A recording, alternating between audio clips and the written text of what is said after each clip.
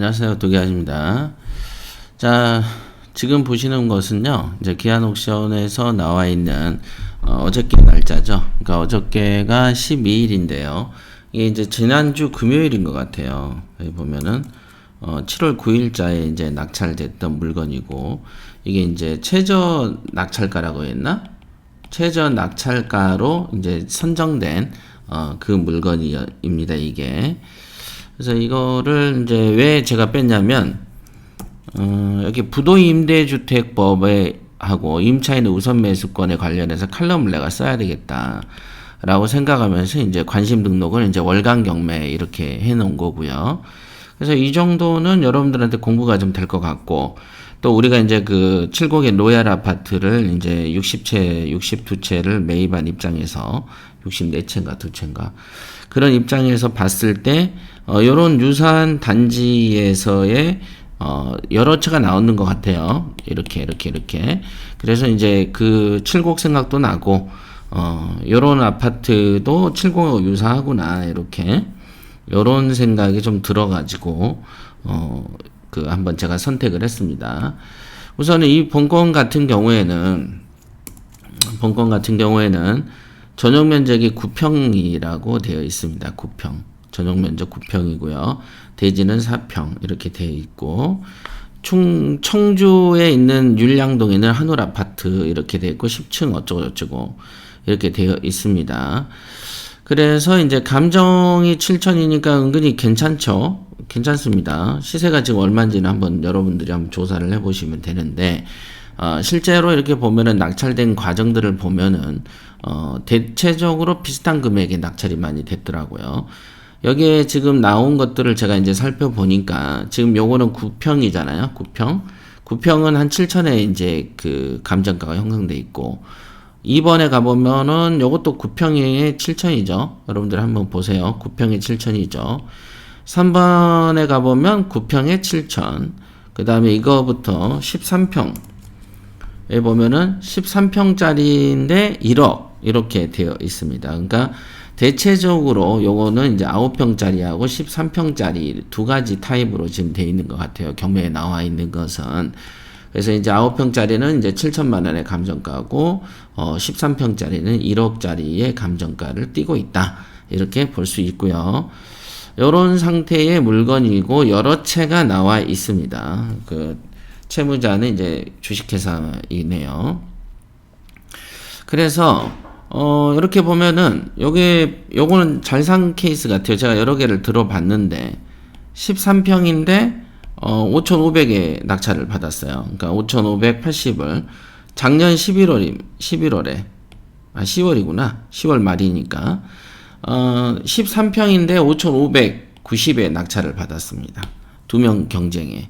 5,580인데 10만 원만 더 써가지고 5,590에 낙찰을 받았다. 이게 13평인데 이렇게 보이시죠? 13평. 그래서 액면으로 보면은 야 1억짜리를 5,500에 샀으니까 큰돈 벌었네 라고 생각을 해서, 그럼 이 사람만 큰돈 벌었을까 라고 이제 속으로 이제 생각을 하고 이렇게 계속 보다 보니, 한 사람은 여기에 있는 분은 같은 13평이고 그런데 이분은 유독 비싸게 샀다. 이게 혼자 입찰을 해서 그쵸?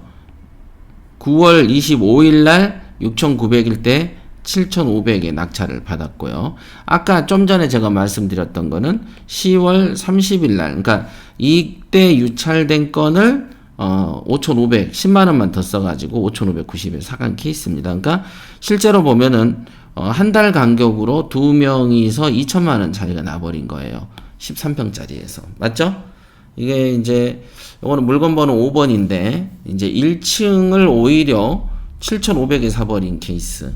한 달 후에 산 사람은 2천만 원 싸게, 물건 번호가 4번이죠.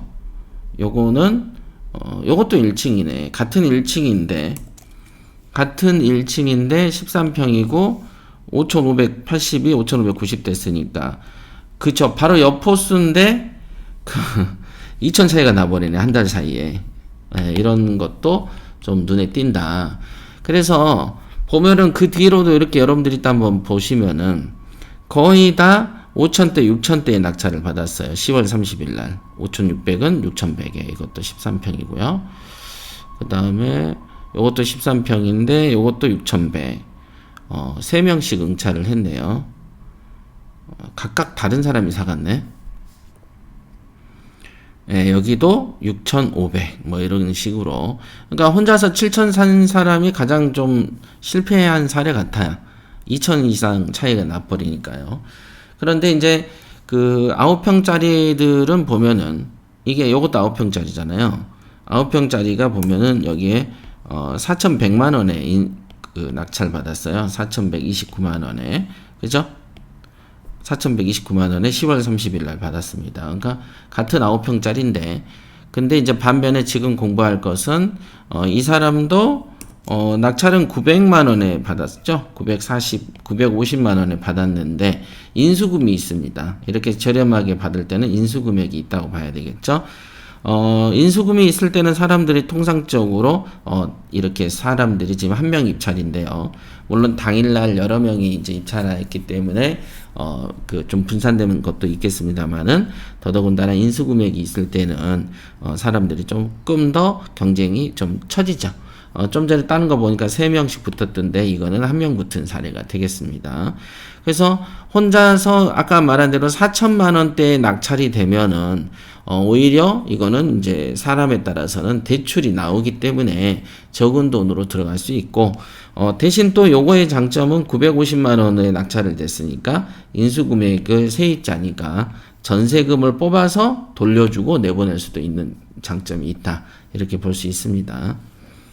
그래서 여기에 보면은 그 정미숙이라는 분이 3,200에 있기 때문에 여기에 950을 더하면은 4,150만 원 이렇게 돼서 실제적으로 대체적으로 9평짜리는 4,000대에 낙찰이 되고 있는 추세로 보입니다. 이 집은. 그래서 이제 저는 이제 요거는 아까도 말했지만 물건 선정은 이제 노얄 아파트 생각이 나서 이제 제가 골라봤고요. 그 다음에 여러분들이 봤을 때 이제 선순위 보증금을 인수할 거를 고려한 낙찰 금액이 써지는 사례를 보실 수 있고, 제가 이제 그 오늘 공부시키려고 한 것은 이겁니다. 해당 임대주택의 임차인은 민사집행법 제113조에 따른 보증을 제공하고 최고 매수 신고 가격과 같은 가격으로 매수하겠다고 하는 신고를 할 수가 있다. 이게 이제 여러분들이 알고 있는 이제 공유자 우선 매수 있잖아요. 이제 우선 매수는 공유자의 우선 매수가 있고 이렇게 임차인의 우선 매수권이 있습니다. 이렇게 임대 아파트 같은 경우에 부도 임대 주택법에 따라서 또는 그 우선 매수권이 있습니다. 이렇게 카톡이 자꾸 오죠? 진동으로 하겠습니다. 그래서 임차인들도 우선 매수권이 있는 사례가 있어요. 그러니까 어떤 임차인이든 간에 우선 매수가 되는 것이 아니고 이렇게 임대주택에만 그 해당이 됩니다.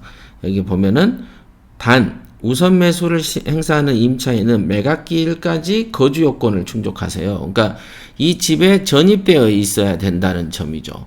그러니까 전입되어 있는 임차인이라면 임대주택에 있어서 경매에서 경쟁 입찰을 할 때 우선 매수를 행사할 수가 있어요. 그러니까 사실상 여기에 있는 임차인인 이 사람 3,200만 원에 살고 있는 이분이 우선 매수권을 행사한다면 지금 똑같이 4,150에 산 950만 원에 산 그 사람하고 같은 금액으로 가져갈 수가 있는 것입니다.